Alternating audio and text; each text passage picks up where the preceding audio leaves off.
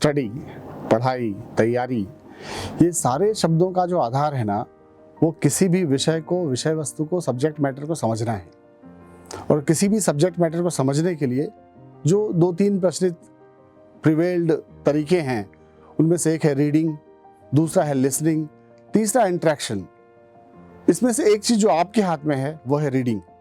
जब कभी रीडिंग करते हैं तो इसके पहले समझना पड़ेगा कि जो ऑथर है उसकी साइकोलॉजी क्या है। जब कभी कोई ऑथर, कोई लेखक किसी पुस्तक को लिखता है, किसी विषय पे लिखता है, तो उस समय सिर्फ उसके शब्द नहीं होते, बल्कि उसके पीछे उसका एक्सपीरियंस, उसकी फिलॉसफी, उसकी समझ, इवन वो जो बोलना चाह रहा है उसके भाव, ये सारी चीज़ें मिलकर वो लाइन तैयार होती हैं। लेकिन जब हम पढ़ते हैं तो एक स्टूडेंट के रूप में हमें सिर्फ वो शब्द दिखाई देते हैं, और शब्द के पीछे के भाव को देखना, समझना, ये तभी पॉसिबल है जब आप रीडिंग बहुत मन से कर रहे हो।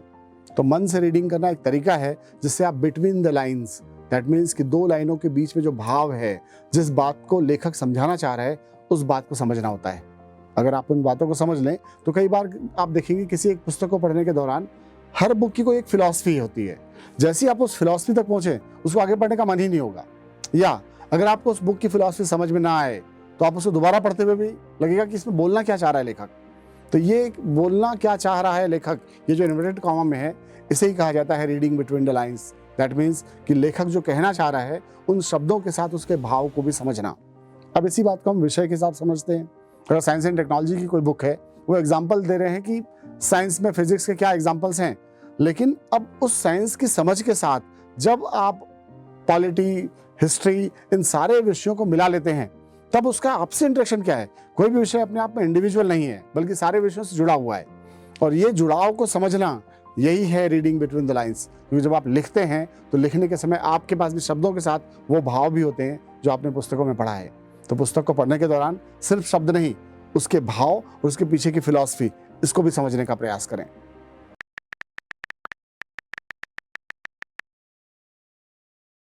सीखने का एक और तरीका जो मैंने कहा, दैट इज ऑब्जर्वेशन। चीज़ों को देखना और देखकर अपनी समझ विकसित करना। तो चूंकि सिलेबस में वो सारी चीज़ें हैं जो आपके चारों ओर दिखती हैं, साइंस एंड टेक्नोलॉजी में भी क्वेश्चन वही आते हैं जिसके एग्जाम्पल्स आपके सामने हैं। तो इस कंडीशन में आप जिन चीज़ों को अपने सामने देखते हैं, सपोज दैट आप रोड में जा रहे हैं, आपके सामने कई कार जा रहे हैं, इस कार में एक टर्बो इंजन लिखा हुआ है, एक नॉर्मल 4x4 लिखा हुआ है। तो ये जो ऑब्जर्वेशन है, अगर आप समझते हैं कि किस प्रकार की कार किस इंजन से काम कर रही है और ये डिफरेंस क्या है, तो मैंने छोटा सा एग्जांपल रोड के लिए दिया।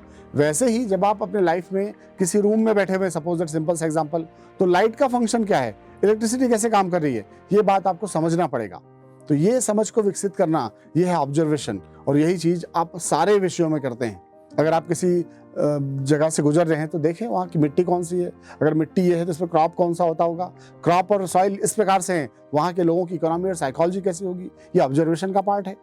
तो हर चीज़ जिसको आप देख रहे हैं उसको ऑब्जर्व करना, उससे समझ विकसित करना, और उस समझ को अपने सिलेबस के साथ सिंक्रोनाइज करते हुए अपने आंसर को तैयार करना, तभी आपका प्रैक्टिकल आंसर तैयार होता है।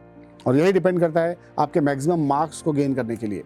तो जब आप लिखने के तरीके में अपने ऑब्जर्वेशन टेक्निक से कुछ प्रैक्टिकल एक्सपीरियंस जोड़ देते हैं तो आपके मार्क्स अच्छे आने लगते हैं। तो ऑब्जर्वेशन ये तरीका है जिससे आप अपने विषयों को और एनहांस करते हैं, सो पकड़ बढ़ाते हैं।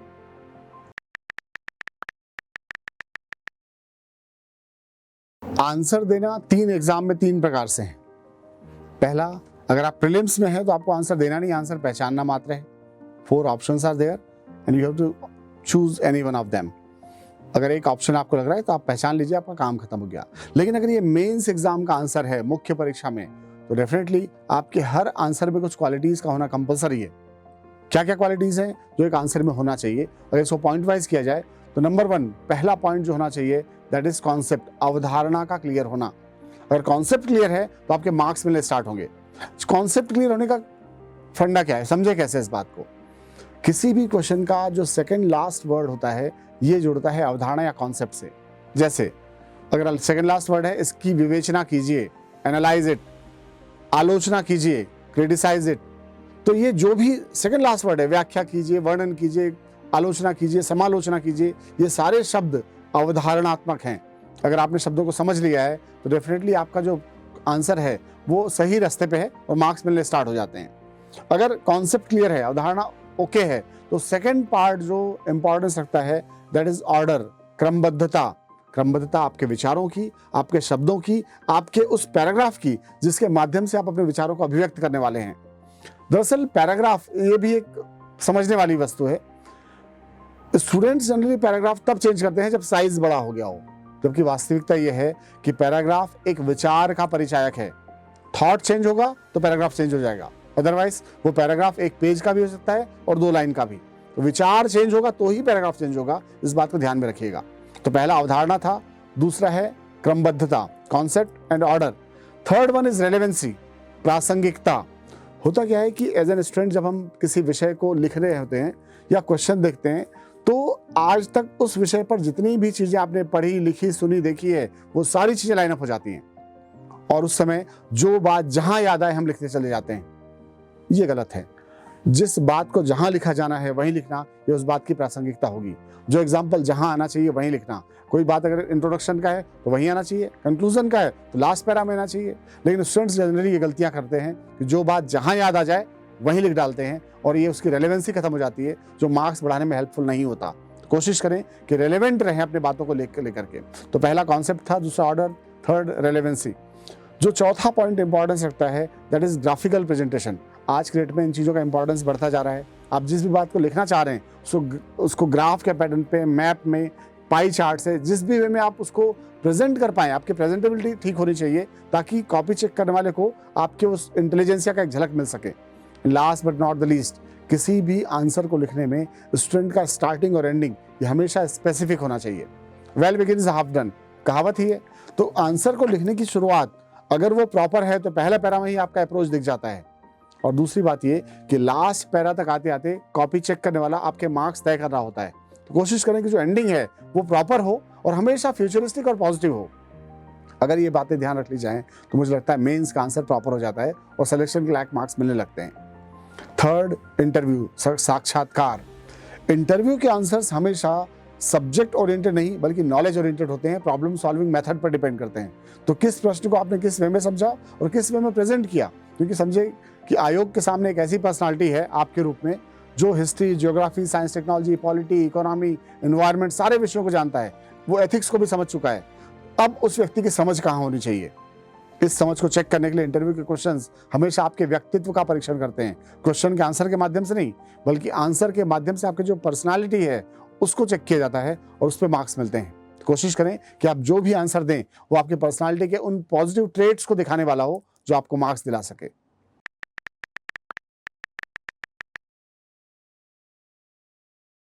टाइम को मैनेज करना एक ऐसा पॉइंट है जो स्टूडेंट्स को हमेशा परेशान करता है। दरअसल स्टूडेंट लाइफ में आपके पास कई ऑप्शंस, कई काम और कई टास्क ऐसे हैं जो पढ़ाई के अलावा भी हैं। चाहे वो स्पोर्ट्स एक्टिविटी की बात हो, चाहे फ्रेंड्स के साथ घूमने फिरने की बात हो, इवन घर के कई काम या फिर सामाजिक कार्य हों। ये सारे कार्य मिलकर स्टूडेंट लाइफ को बहुत ज़्यादा बिजी रखते हैं। डेफिनेटली होता है, लेकिन अगर आपके टारगेट फिक्स हैं, आपके गोल आपने सेट कर रखे हैं, तो मुझे लगता है टाइम को लेकर के कन्फ्यूज़न ये आपके पास नहीं होना चाहिए। क्योंकि आप अपने टाइम को जब टाइम टेबल बनाकर अपनी चीज़ों को व्यवस्थित कर लेते हैं तो आपका मेन फोकस पे आपने कितना टाइम दिया ये इंपॉर्टेंस रखता है। तो कोशिश करें कि मैक्सिमम टाइम अपने विषय से भटकाव ना हो। जब कभी कभी स्टूडेंट्स पूछते हैं कि कितने आवर्स स्टडी करना चाहिए, तो मैं कहता हूँ 24 आवर्स। कारण ये कि अगर आपने प्लानिंग से टाइम को यूज़ किया है तो सोते समय भी आपका सबकॉन्शियस माइंड चीज़ों को रिवाइज कर रहा होता है। सोते सोते अगर आप चीज़ों को एक बार पढ़ के सो जाएं तो सोने के बाद भी आपका सबकॉन्शियस माइंड एक्टिव होता है और कई चीज़ों को वो उस वे में अरेंज कर देता है कि आपको भी आश्चर्य होगा कि ये कैसे पॉसिबल हुआ। तो सुबह उठ के नई चीज़ों को वापस देख लेना, सोने से पहले किसी पुस्तक को पढ़ते हुए सोना, ये वो तरीके हैं जो आप अपनी स्टडी को प्रॉपर धारदार पैना बनाने के लिए करते हैं। इसलिए जब आप टाइम मैनेजमेंट की बात करते हैं तो पहला कितने बजे उठ रहे हैं और कितने बजे सो रहे हैं, इसके बीच आपकी सारी चीज़ें मैनेज होती हैं। पर इसके अलावा भी जब आप सो जाते हैं और सबकॉन्शियस माइंड एक्टिव होता है तब भी आपकी पढ़ाई चल रही होती है। तो बी अवेयर ऑफ दैट। अगर आप जागरूक हैं उस टाइम को भी यूज़ कर पाते हैं। दूसरी बात, टाइम टेबल कैसे बनाएं।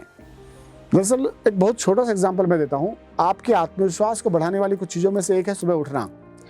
अगर आपको उठने के लिए भी अलार्म की आवश्यकता पड़ती है तो ये आपके आत्मविश्वास को कम करने वाली चीज़ें, ध्यान रखिएगा। वो छोटी सी बात है लेकिन महत्वपूर्ण है, ध्यान रखें। अगर आप उठ जाते हैं तो अपने आप में आत्मविश्वास बढ़ता है कि हाँ मैंने ये काम कर लिया। और अगर आप बिना अलार्म के सहायता के उठ भी नहीं पाते हैं तो मन में एक आता है कि मैं ये काम तो नहीं कर पा रहा, बड़े काम कैसे कर लूँगा।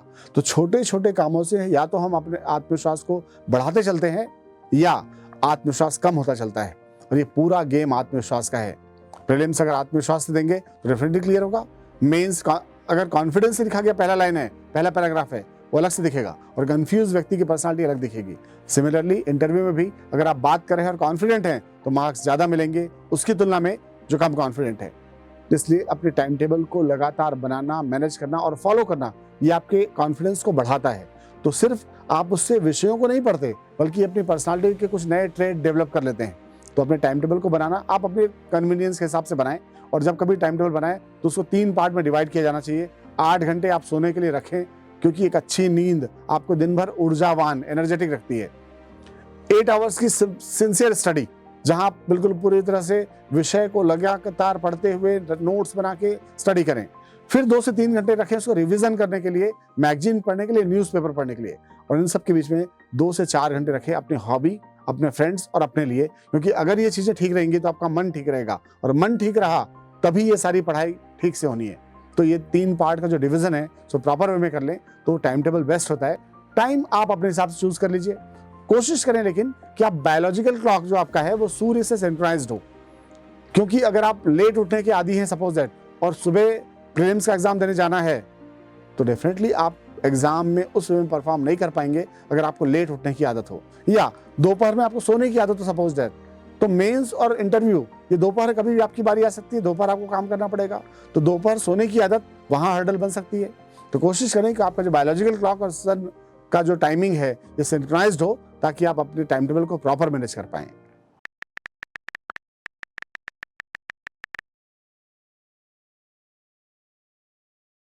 स्टूडेंट लाइफ में हमेशा हम चीज़ों से मोटिवेशन लेते हैं। वो चीज़ें क्या क्या हैं? टॉपर्स का लिस्ट है, टॉपर्स के इंटरव्यू हैं, कुछ ऐसे सीनियर्स जिन्होंने कुछ परफॉर्म कर दिया हो उनकी बातें हैं। एक बात हमेशा याद रखें, जब आप किसी से कोई चीज़ ग्रहण करते हैं तो याद रखिएगा ये उसकी स्टोरी थी जो उसने कर लिया, आपकी स्टोरी लिखी जानी बाकी है। इसलिए आपको हमेशा अपने हिसाब से चीज़ों को डेवलप और डाइवर्ट करना पड़ेगा। क्योंकि कई बार आप सुनते हैं कि एक सेलेक्टेड स्टूडेंट था जिसने ये काम कर लिया, 6 घंटे पढ़ लिया और कर लिया, कुछ ने 12 घंटे पढ़ाई कर लिया। हो सकता है कि आप 12 घंटे पढ़ाई ना कर पाएँ लेकिन 8 घंटे की पढ़ाई से भी सिलेक्शन हो सकता है, या किसी ने 4 आवर्स की स्टडी में ही एग्जाम क्लियर कर लिया। हो सकता है वो इतना एक्स्ट्राऑर्डिनरी रहा हो या बताने में वो सही बात ना बता रहा हो। तो उसकी बातों को किस हद तक ग्रहण करना है या आपको अपने विवेकाधीन शक्तियों का उपयोग करना पड़ेगा। अपने माइंड को यूज करें और उन बातों को एक्सेप्ट करें। दूसरी बात, कोशिश करें कि जो काम जब का है वो उस समय हो। जनरली हम चीज़ों को टालते हैं और जब एग्जाम का टाइम दूर होता है तो स्टूडेंट साइकोलॉजी ये होती है कि अभी तो बहुत समय है, क्यों ना 2-4 दिन और दूसरे काम कर लिए जाएं। तो ये जो टाइम निकलता चला जाता है ना, हम टास्क इकट्ठा कर लेते हैं और एग्जाम से ठीक 1 महीने पहले फिर स्टूडेंट साइकोलॉजी नेगेटिव वे में काम करने लगती है। इतना सारा सिलेबस है, ये कवर कैसे होगा, चलो नेक्स्ट एग्जाम की तैयारी करते हैं, इस बार का हम क्विट करते हैं या छोड़ देते हैं। तो ये जो साइकोलॉजी है ना, वहाँ तक पहुँचने के लिए आपकी एक गैर जिम्मेदाराना व्यवहार यही जिम्मेदार होता है। क्योंकि अगर आप प्लानिंग से नहीं चल रहे हैं तो डेफिनेटली आप टाइम को वेस्ट करते चलेंगे, लेकिन अगर टाइम को इन्वेस्ट कर लें तो रिजल्ट ओरिएंटेड हो सकता है। इसलिए आज का काम आज करें, कल पे न टालें, ये आपका मूल मंत्र हो।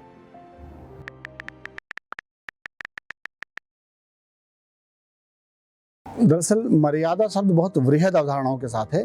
हम यहाँ बात कर रहे हैं विद्यार्थी जीवन के मर्यादाओं की, स्टूडेंट लाइफ की मर्यादा, लिमिट्स, है ना।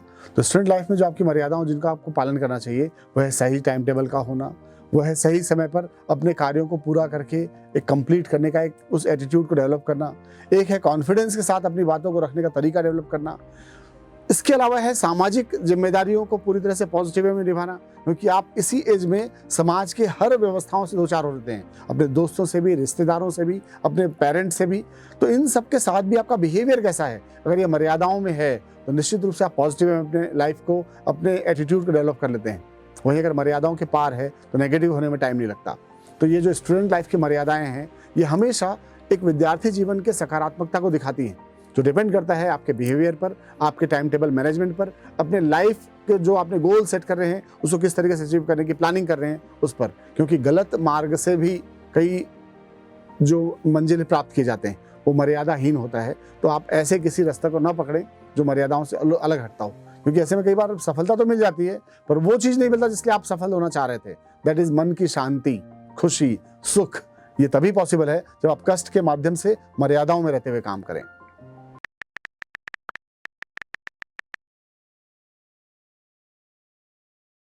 देखिए, एक बात समझना पड़ेगा, आप जिस दुनिया में जी रहे हैं ये कंपटीशन वर्ल्ड है ना। ये एक ऐसी दुनिया जहां पर आपको कंपटीशन से अपने आप को प्रूव करना है, क्योंकि नंबर ऑफ सीट्स फिक्स हैं। एग्जाम देने वाले लगभग 100 से 150 गुना लोग हैं। तो इस कंडीशन में आपको अपना रैंक सिक्योर करना है तो डेफिनेटली आपको उस टॉपर लिस्ट में आना पड़ेगा ताकि आप उस पद को प्राप्त कर सकें। इसलिए बहुत हद तक जरूरी है कि आप अपने आप को उस लेवल पे लेके आएं। लेकिन देखिए, मेहनत करना और मेहनत में किस्मत का साथ देना दो अलग अलग चीज़ें हैं। मैंने कई स्टूडेंट्स को ऐसे जाना हूँ जो मेहनती बहुत हैं लेकिन किस्मत ने साथ नहीं दिया, या कई स्टूडेंट ऐसे भी हैं जिनको मैंने देखा कि मेहनती तो थे पर किस्मत ने साथ दिया और पहले ही अटेम्प्ट में कोई IAS है, कोई IPS है, कोई IRS है, डिप्टी कलेक्टर, DSPs हैं। तो ये जो पद हैं ये डेफिनेटली आपकी मेहनत, किस्मत और सारी व्यवस्थाओं के उस सामंजस्य पर डिपेंड करता है, कोऑर्डिनेशन पर, क्योंकि जब तक वो सारी चीज़ एक साथ ना हो रिजल्ट नहीं आता। तो इस कंडीशन में आपको अपने आप को टॉपर लिस्ट में लाना अगर है तो डेफिनेटली उस वे में काम करना पड़ेगा और टॉपर लिस्ट में आएंगे तो ही आपको पद मिलेगा। इसलिए नंबर, जब पेरेंट्स कहते हैं आपसे कि आपको रैंक 1 लाना है या क्लास में टॉप करना है, उसके पीछे उनकी पॉजिटिव मानसिकता मात्र ये है कि आप अपने आप को 100% इन्वॉल्व कर दें उस रिजल्ट के लिए, अपना 100% दें, क्योंकि उनको भी पता है कि आपकी क्षमताएं कम नहीं हैं। और अगर आपने 100% देकर अपने एग्जाम की तैयारी की तो आपको टॉपर लिस्ट में आने से कोई नहीं रोक सकता। तो ये डिपेंड इस बात पे करता है कि आप अपनी क्षमता का उपयोग कर कितना रहे हैं। अगर आप बातों से मोटिवेट हो जाएं तो डेफिनेटली जो क्लास में फर्स्ट आ रहे होते हैं यही लोग आगे चल के नए नए रिकॉर्ड्स भी बनाते हैं, क्योंकि उनको आदत पड़ जाती है अपने मेहनत को सही दिशा में करने की। पर मुझे लगता है कि इसके अलावा दूसरी बातें और भी हैं कि पहला आना ये शब्द डेफिनेटली कंपटीशन में किसी से तुलना है, किसी से तुलना में आप ऊपर या नीचे होते हैं, जबकि आपकी जो लड़ाई है, आपका जो युद्ध है, आपका जो कंपटीशन है, सबसे पहले आपके स्वयं से है। कल जो आप थे उससे अगर आप आज डेवलप्ड वर्जन में है, आपका 2.0 वर्जन आज है, दैट मीन्स आप सही चल रहे हैं। तो ये मैटर बहुत कम करता है कि आप बाकी लोगों से तुलना में क्या स्थिति कर रहे हैं, लेकिन आप अपने आप से तुलना करते हुए कितना डेवलप कर रहे हैं अपने आप को, ये मैटर करता है। और अगर आप लगातार अपने आप से तुलनात्मक सही चल रहे हैं तो आप जैसे लोगों को ही आगे चांस मिलने वाला है। इसलिए स्वयं की स्वयं से तुलना ये वो आधार वाक्य है जिसके आधार पर आप अपने बेटरमेंट के लिए काम करते हैं। लगे रहिए।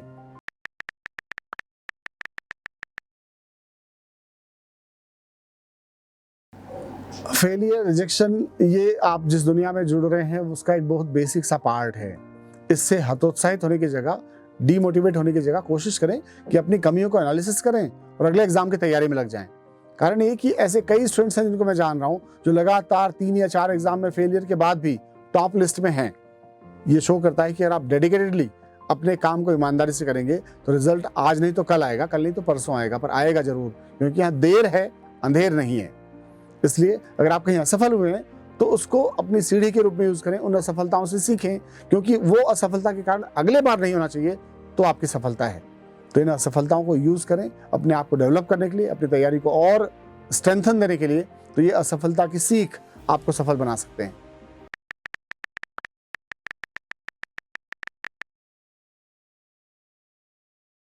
पर्सनालिटी के कुछ ट्रेट्स हैं जिनको देखकर आप अपनी समझ को, अपने जो जॉब प्रोफाइल आप चाह रहे हैं उसको डिसाइड किया जा सकता है।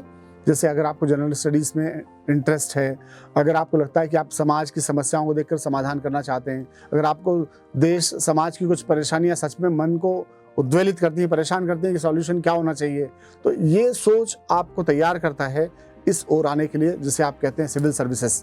सिविल सर्विसेज ये कोई सामान्य जॉब प्रोफाइल नहीं है, ये वो जगह है जहाँ आकर आप एक छोटा सा काम भी सही तरीके से कर लें तो पूरा का पूरा सिस्टम चेंज हो सकता है। ये देश, व्यवस्था, समाज सबके लिए पॉजिटिव वे में चेंज लाने का एक प्लेटफॉर्म है। इसलिए अगर आपके मन में है कि आप कुछ नया करना चाहते हैं तो ये फील्ड डेफिनेटली आपके लिए है। इसलिए पहले अपनी क्षमताओं को देखें, क्या आप उतना परिश्रम करने को तैयार हैं, क्या आपकी समझ उस लेवल पे है जहां आप मेंस इंटरव्यू की तैयारी कर सकें, और सारे विषयों में आपका इंटरेस्ट, वो पकड़ उस वे में है या नहीं। अगर आपको लगता है कि आप मेहनती हैं तो आइए, ये फील्ड आपके ही लिए है।